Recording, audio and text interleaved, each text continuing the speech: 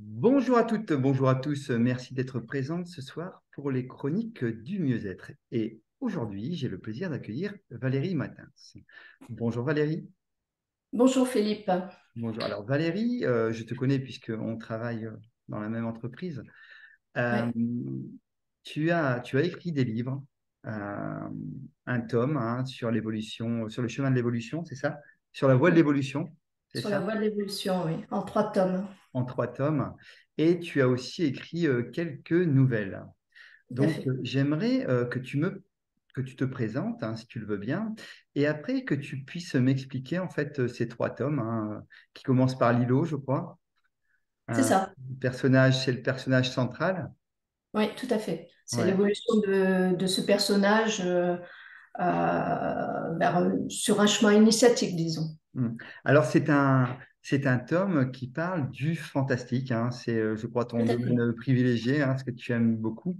Donc, nous, on change un petit peu parce que d'habitude, c'est sur le domaine de la santé ou sur le domaine spirituel. Mais quelque part, la magie, je dis souvent, quand l'âme agit, c'est aussi fantastique et forcément, on s'y prête aussi. Et Tout à fait. Moi, j'aime bien la magie du réel ouais. et la fantasy permet de passer du réel à la magie. Voilà. C'est ça. Alors, ça me fait penser un petit peu, ces 3 tomes, si tu me permets, un petit peu le même univers, un petit peu, pas dans la même histoire, mais un petit peu Harry Potter. Alors, pas dans la même histoire parce qu'il n'y a pas une recherche un peu initiatique, un peu, Mm. je dirais, ésotérique, c'est un petit peu sur les bords. Et la magie est moins présente. Elle est présente, mais comment dire, moins irréelle. Mm. C'est toujours, je ramène toujours à de la magie que l'on peut trouver, nous, dans notre monde, dans notre monde réel. Ça va être la magie du son avec la cinématique, le son qui peut construire des formes, etc. Mm. Ça peut être la physique quantique, ça peut être les fractales, ça peut être... En fait, toute la curiosité et la magie qu'on peut trouver dans un dessin, dans un Mm. esthétisme, dans la nature, dans une fleur, tout ça, ça m'interpelle et du coup, Mm. c'est plus cette magie-là qui va cheminer le long des 3 livres et bien sûr qui va un petit peu dévier pour arriver à la synthèse. Ouais, Voilà. un peu comme on parle de synchronicité ou alors des signes en fait où on dirait un petit peu, tiens, ça m'interpelle, j'ai vu des plumes par terre, ça fait penser aux anges. C'est un petit peu ce registre-là. C'est quelque part Là, quelque c'est chose plus de beau. dans les nouvelles où là, j'interpelle le lecteur sur des choses qui sont toujours à la frontière du réel et de la magie. Hmm. D'ailleurs, sur les nouvelles, j'invite les auditeurs aussi à aller regarder sur YouTube, puisque tu les as faites sur YouTube. Donc, j'invite tout le monde à J'en ai aller. lu 3 sur YouTube, sur ma chaîne. C'est ça. Mais bon, j'ai pas voulu mettre sur la chaîne les plus bizarres. Hmm. Mais voilà, c'est un exercice hein, de Hmm. faire la lecture comme ça, filmée. Donc, c'était un bel exercice pour moi. Super. Donc, Valérie, je t'en prie, tu peux te présenter et puis tu commenceras peut-être après la présentation par ton premier tome, donc Lilo.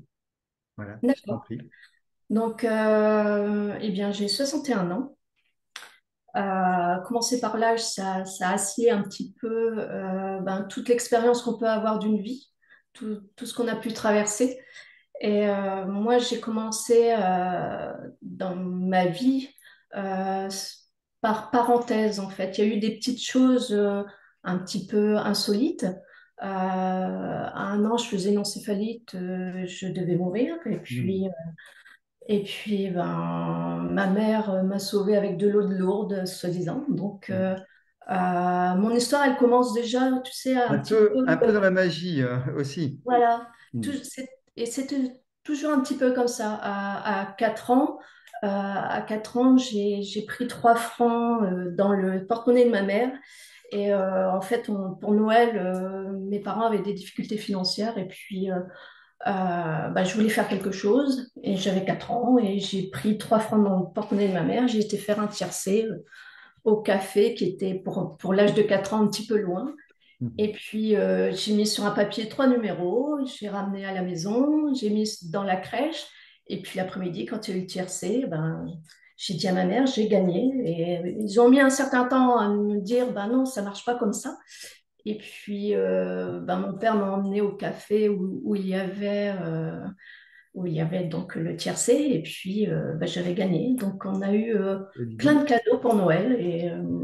Et c'est des petites choses comme ça qui ont acté ma vie, qui ont fait que ben, pour moi, la vie, elle est toujours à la limite, en fait. Je Mhm. suis toujours sur le fil.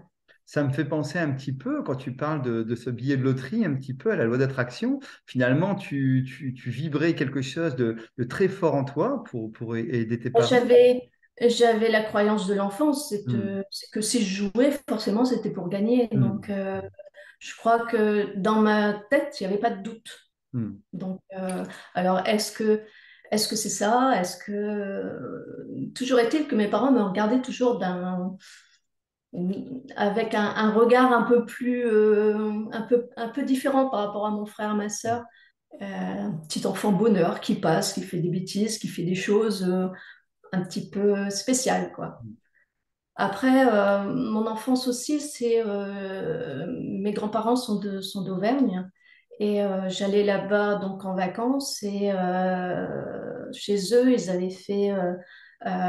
étaient allés dans plein de pays parce que mon grand-père était ingénieur des mines et il Mhm. avait enseigné donc toute sa profession en Turquie, en Malaisie, etc. Et il avait ramené plein d'objets d'Extrême-Orient. Et ma grand-mère me racontait des histoires de là-bas avec, bah, c'était les mille et une nuits hein, pour moi. Mhm. Mhm. Et je pense qu'aussi l'imagination, elle a trouvé son berceau dans toutes ces petites histoires racontées par mes grands-parents. Et puis les objets, il y avait des peaux de singe, des peaux de panthère, il y avait plein d'objets qui, Mhm. ben, on ne trouvait pas ici.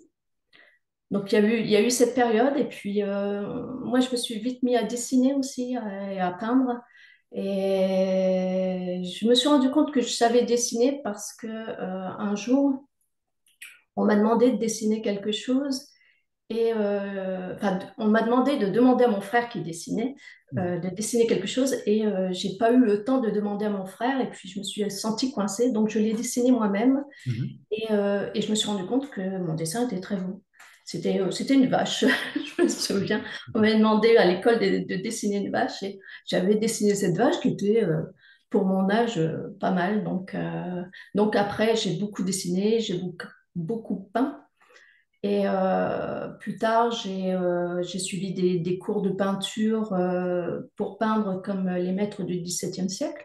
Mhm. Donc, j'ai fait tout un apprentissage avec un maître et c'était de la technique, parce que moi, je dessinais comme ça, Oui, enfin, au oui. trait.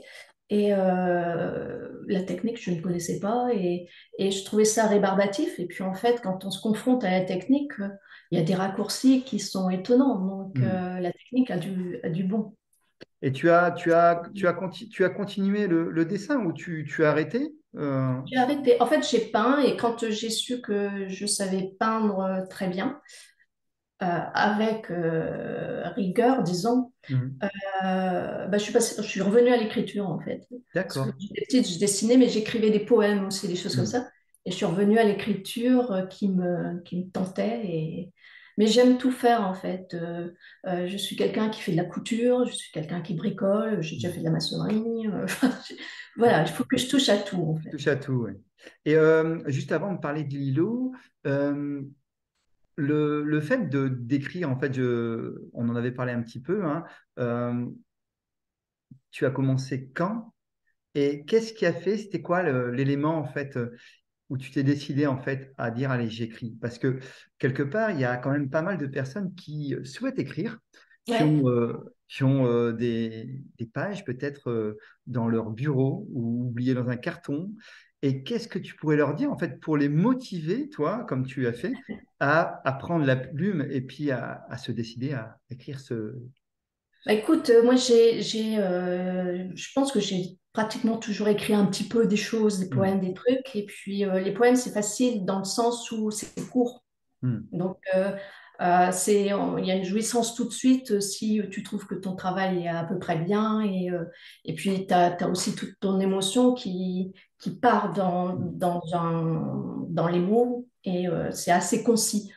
Par contre, l'écriture un peu plus longue, je m'y étais mise par 3 fois, je crois. Par 3 fois, j'ai écrit un livre. J'ai commencé un livre, j'avais une histoire, j'avais un plan. Et puis, ben, pas moyen d'arriver hmm, au-delà d'une dizaine de pages. Je m'essoufflais. Et puis, j'ai lu un bouquin aussi il venait de sortir en France en anglais. C'était The Artist Way. Je ne sais pas si tu le connais. hmm, En fait, on te dit, ben, tu es artiste, mais hmm. est-ce que tu t'en donnes les moyens? Ah Et ouais. donc, en gros, le livre, ben, moi qui avais un anglais un peu chaotique, ben, fallait que je le lise en anglais. Donc, Hmm, j'étais avec mon dictionnaire et puis le livre. Et la vertu essentielle, en fait, du chemin de l'artiste, c'est de s'y mettre tous les jours, tout le temps, et toujours avoir son projet dans la tête. ouais. Donc, On a son projet, voilà. Quand on a son projet c'est dans un la tête, objectif, ouais. on fait toujours une petite chose par jour Hmm. sur son projet. Ouais, les petits pas, hein, c'est Voilà. les petits pas avec un objectif à long terme, à court terme, à moyen terme. Et puis, tout ce que tu Et faisais, surtout, c'est jamais finalement. décrocher parce que quand tu décroches, pour t'y remettre, c'est très compliqué. Et dans Hmm, l'écriture, moi, ça m'est déjà arrivé, tu pars en vacances, t'emmènes pas tout, hmm, hmm. et puis tu as une coupure d'une semaine, 15 jours, tu reviens, c'est le blanc, Ouais, quoi. oui. T'as tout oublié. Donc, Hmm, es obligé de te retaper toutes les pages que tu as déjà écrites. hmm, Enfin, moi, c'est comme ça. Pour moi, c'est comme ça. Donc, je reprenais tout pour remettre tout dans la tête. Et puis, je me suis rendu compte qu'en fait, je faisais une coupure trop forte et que je m'éloignais en fait de tous mes personnages. Et il fallait juste que ben, tous les jours, je pense à eux. hmm, Et ça me permettait de garder en fait toute l'information dans la tête. hmm. Et donc, ton premier ouvrage, donc Lilo, donc tu as mis combien de temps pour l'écrire? Alors, c'est compliqué à dire parce que je dirais il y a une dizaine d'années, hein, j'ai commencé à écrire et j'ai mis peut-être 4 5 ans à sortir Lilo Hmm, parce que en fait, j'avais déjà l'idée de l'ensemble hmm. de De la, l'histoire de qui la ne tenait pas trilogie? en un tome. D'accord. T'avais l'histoire de la trilogie ou du premier tome?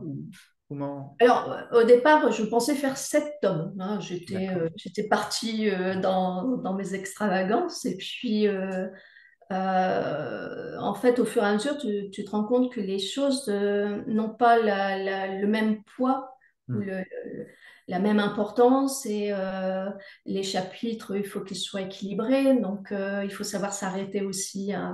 Moi, j'ai fait 3 pavés de 500 pages. Donc, faut avoir fait quand même une boucle pour pouvoir arrêter un livre. hmm, Et c'est assez curieux, hein, l'écriture. hmm. Ouais, ouais, je sais, hein, je sais que c'est assez compliqué pour faire des récits. Il faut vraiment faire aller son imagination. Et je pense que justement, dans ce monde fantastique, tu dois quand même aller chercher. Et c'est peut-être aussi une partie de toi qui s'exprime finalement. Oui, mais je pense que je suis chacun des personnages. Hmm, Et si je te disais le nombre de personnages qu'il y a dans mes livres, en fait, c'est pléthore de personnages. Bon, il y en a qui restent très peu de temps, mais à chaque fois, c'est une apparence, c'est un caractère, c'est une personnalité, c'est des idées. Et j'aime bien avoir comme ça des angles de vue différents, même dans les nouvelles.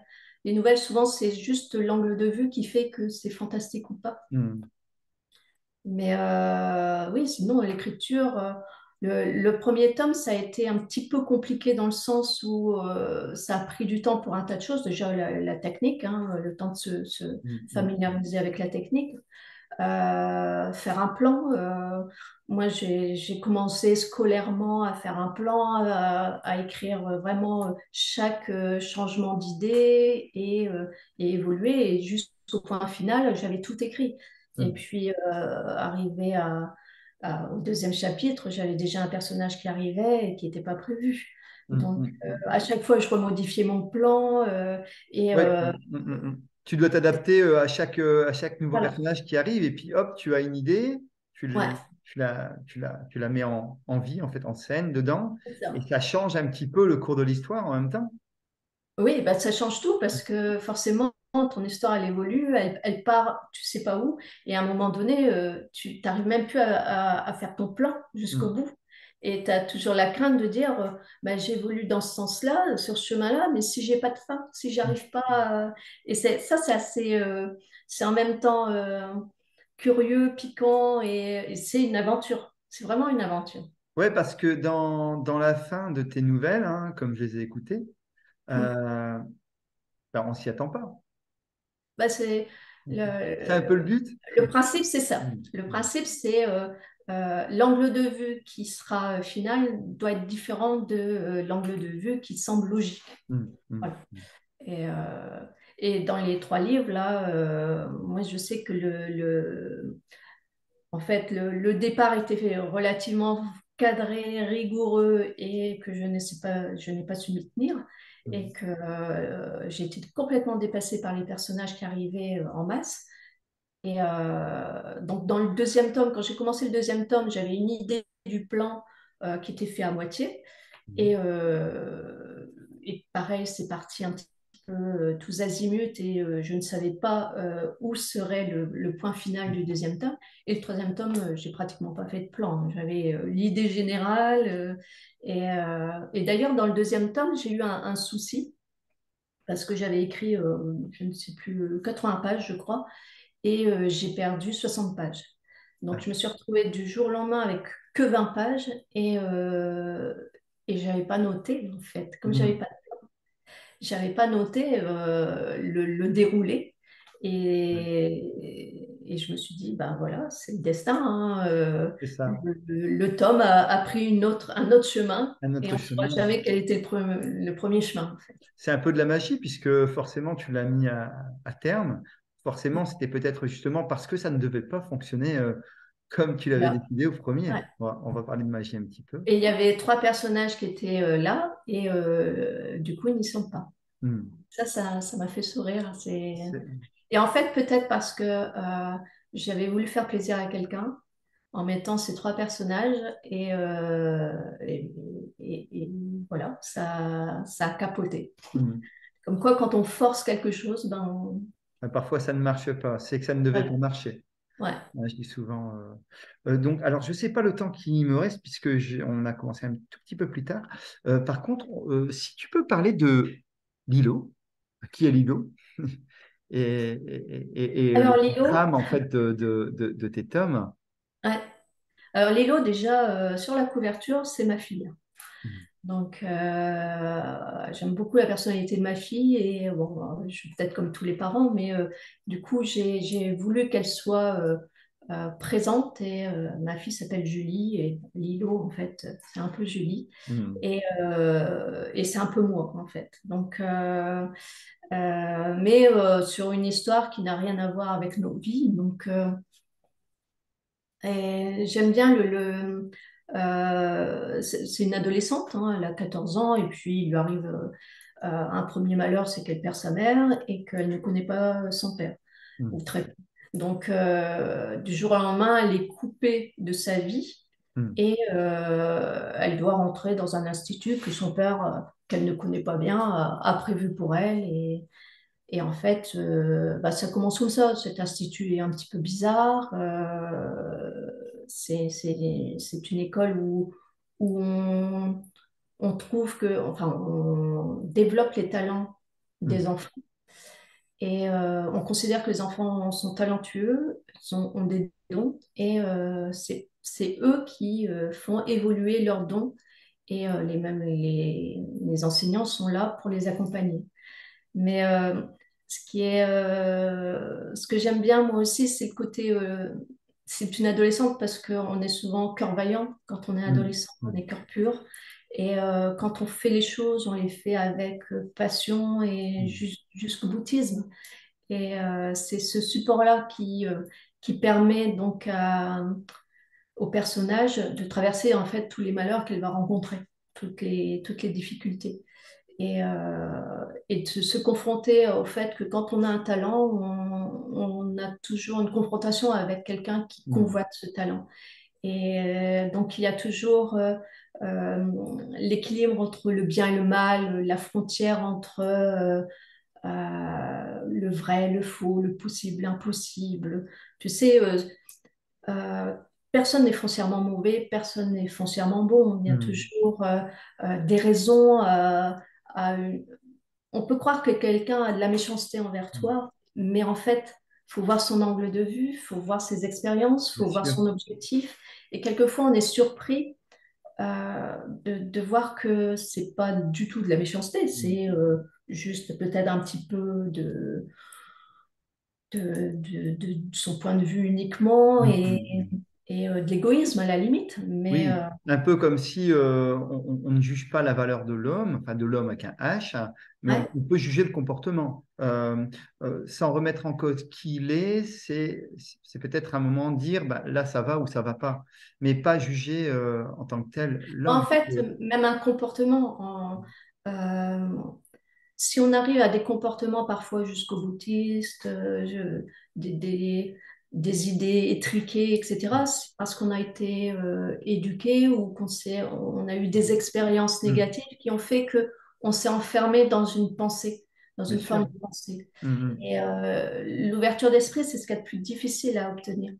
Ouais, Et je c'est pense arriver déjà à se responsabiliser, à devenir mature. Hein, parce que souvent, quand on va avoir nos pensées limitantes, on va s'enfermer en fait quelque part. que là, on Et c'est s'enferme. vrai que accepter de s'ouvrir en fait à soi, c'est quelque chose de très fort, mais ça fait très peur aussi en même Ça temps. fait très peur et je crois que un des secrets, c'est de se dire que euh, euh, on n'est pas le centre du monde, Hmm, on n'est pas le centre de préoccupation de tous les méchants du monde. hmm, Et c'est peut-être simplement parce que bon, il y a des circonstances, on n'est pas là peut-être au bon moment, mais tout tourne pas sur notre petite personne. hmm, hmm. Si on fait notre bon chemin, si on a nos propres projets, nos propres objectifs, euh, beaucoup de choses s'évanouissent d'elles-mêmes, en fait. Ouais, Beaucoup de choses négatives. c'est apprendre à se respecter pour être respecté. Et apprendre à s'aimer Oui, pour être c'est aimé en à même lâcher temps. prise. À Hmm, lâcher prise, je te dis, c'est pas croire que les autres sont là pour t'embêter. Ils sont hmm, là pour regarder, pour te jalouser, pour... Non, les autres sont là, ils font ce qu'ils peuvent aussi. hmm, Et hmm. parfois bien, parfois mal, mais voilà, il faut pas s'arrêter au comportement des autres, Hmm. surtout. Et donc, ce titre, finalement, La voie de l'évolution, Oui, finalement, par ce personnage, hein, Lilo, quelque part, elle va apprendre à évoluer, à oui. grandir par ses blessures, par ses difficultés. Et finalement, c'est quelque chose qui est, je dirais, très vrai dans la vie, puisque c'est comment on apprend C'est à très grandir. vrai dans la vie, mais elle évolue dans un monde fantastique. Donc, Oui, c'est ça, voilà. c'est ça. Et qui lui Mais, permettent un peu de passer au-dessus de certaines choses, parce que sinon ce hmm, serait encore plus long, ce serait toute une vie. Mais ce qu'il y a aussi, c'est que je l'ai appelé sur la voie de l'évolution parce que pour moi, moi je suis toujours, c'est pareil, je suis fascinée par l'univers, par les astres, par la physique quantique, hmm, par plein de choses qui, je veux dire, quand on regarde notre Terre, les planètes, etc., c'est quand même, si ça, c'est pas magique, voilà. Et je pense que déjà sur notre planète, on a vu toute une évolution animale, l'arrivée de l'humain, etc. Et pour moi, il y a un sens, il y a, il y a un fil, quoi, un fil hmm. conducteur dans toute cette évolution. Et Et voilà, je donne un peu mon point de vue sur ce fil d'évolution Hmm. dans ces livres. Un peu comme la magie de la vie, comme l'âme agit ou l'intuition, dira-t-on. C'est un peu ça. C'est un petit peu le cycle de la vie aussi. Hmm. La vie, la mort, comment ça s'imbrique l'un dans l'autre et un peu comme les saisons, un peu, voilà. C'est... Ok. Euh, c'est parce qu'on arrive à la fin, Valérie. On n'aura même pas eu le temps de parler du deuxième. Je ne sais pas quand ça va couper, hein, des fois ça coupe brusquement. Ouais, Euh, donc si ça coupe, excusez-nous, hein, on reprendra ça. Mais déjà, merci Valérie d'avoir accepté cette invitation, hein, je t'en prie, c'était pour sympa. parler de ton livre, enfin de tes livres plutôt, de cet homme qui, je pense, peuvent se lire facilement et avec beaucoup de plaisir. Donc, pour les commander, comment fait-on? Parce que c'est Ben, le soit on va sur Amazon ou sur Le Furet, Cultura, etc. C'est sur commande. Je suis référencée partout, hein, dans Mais toutes les tu as librairies un que site, vous pouvez. tu as une page Non, Facebook. j'ai un site, c'est www.lilo.com, Lileau, donc lilo.com. Et par contre, je ne vends pas au travers de mon site, je mets les liens qu'on peut Hmm. retrouver en fait sur Internet. Voilà. Et donc, oui, donc, Et sinon, je euh, fais les salons du livre de temps en temps, donc ouais. et je l'indique dans mon site quand j'ai Hmm. des salons de prévus. Et sur Facebook, les gens peuvent te contacter éventuellement? Ou comment ça se passe? Oui, alors j'ai un Facebook, j'ai une page Facebook, j'ai Instagram, Oui. j'ai un peu de tout, mais je t'avoue qu'en ce moment, je ne suis pas beaucoup. Mais oui, si les gens peuvent Hmm. me contacter, ça, et je réponds toujours. Super. Alors, Et pas dans les 5 minutes, ça c'est sûr. bien sûr. Et tes futurs projets, Alors, tes mes futurs futurs d'un livre? projets, bon, j'avais un petit roman policier qui est dans un carton et j'ai commencé quelques pages, mais pour l'instant, je l'ai mis de côté. Hmm. Et là, je suis plus sur le dessin et en fait, dans le deuxième tome, il y a un jeu de cartes que Hmm. j'ai imaginé. Et il joue aux cartes à un moment donné. Et cette règle du jeu, ben, je l'ai un peu peaufinée. Et puis, je suis en train de créer les cartes et je veux éditer ce jeu de cartes, en fait. Et ce jeu de cartes, alors, bon, on en a parlé, mais je vais en parler un petit peu. C'est un peu un oracle, là. Alors, ça sera un vrai jeu de cartes Mhm. pour jouer aux cartes, mais il y aura moyen de l'utiliser comme oracle, oui. D'accord. Donc c'est ton futur projet, donc encore en évolution. Et puis, écoute, c'est quelque chose de J'espère que pour formidable. la fin de l'année, il aura bien évolué. Alors, Hmm. peut-être sorti, je ne suis pas sûre. Parce après, il y a toute la confection qui est un peu plus compliquée, hein. Ouais, c'est C'est vrai pas que comme un livre. ouais, c'est quand même, bah, c'est plus un livre, c'est un Ouais, jeu de cartes, mais quelque part, ouais, tu es dans l'écriture et je pense que ton inspiration, je pense que bah, tu peux la mettre aussi dedans et je pense ça sera quand même pas mal à aller voir ce petit jeu de cartes. ouais. Donc, bah, écoute, je te souhaite beaucoup de courage pour la suite de, Oh, c'est pas du voilà, courage, hein, c'est de la passion. de la passion. Ouais, tu as raison, Ouais, tu as entièrement raison, de la passion, parce que c'est vrai que quand on est passionné, eh ben, c'est comme de la magie, puisque ça t'apporte des rencontres, une évolution, ouais. un changement. Tu rencontres des gens que tu ne connais pas et comme ça, alors sur des salons, sur d'autres auteurs. Enfin, c'est assez fascinant, hein. Ça provoque plein de choses en fait. Comme quoi, le fait, alors ça c'est plus un côté coaching, peut-être le fait de finalement de s'y mettre, de prendre si c'est dans l'écriture ou pour autre chose, si c'est dans l'écriture, c'est aller se décider à agir pour pouvoir avancer. Ah, tout à fait. Il faut être dans Sinon, l'action. ouais, sinon, Être si dans on, l'action et toujours avec son projet en tête et sa passion. Voilà. ouais, c'est faire un petit peu Moi, c'est comme plus, ça que je fonctionne, hein. ouais, à Ouais. faire un peu plus chaque jour, un petit peu, pas forcément beaucoup, mais un petit peu, des petits Pas pas. forcément beaucoup. ça peut être vraiment très succinct, même simplement de l'avoir en tête, de se rappeler ces personnages et de laisser libre cours à tout ce qui peut arriver en fait. Quand Mm. on pense à un personnage, ben, d'un seul coup, on va penser, tiens, son habit va être comme ça, ou Mm. voilà, c'est parce que un personnage, c'est pas seulement la personnalité et ses caractéristiques, c'est aussi comment il fonctionne, comment il s'habille, comment il marche. Voilà, c'est Mm. est-ce que la lumière le dérange? Est-ce que voilà, c'est plein de petites choses et on finit par créer vraiment une personnalité et qui a un ensemble et c'est d'autant plus qu'il sera visuel quand on va lire le livre. Mm. Ben, écoute, je te remercie beaucoup. Et puis, je vous invite à aller acheter ces livres. Et puis, Merci beaucoup. je te dis à la prochaine. Et encore merci, Valérie, pour cette explication. Et je te souhaite Je t'en beaucoup, prie. beaucoup, beaucoup de Merci beaucoup. plaisir dans la continuité de tes projets. Voilà. Merci à toi. À Au bientôt. revoir. Au revoir, Au Valérie. Au revoir. revoir.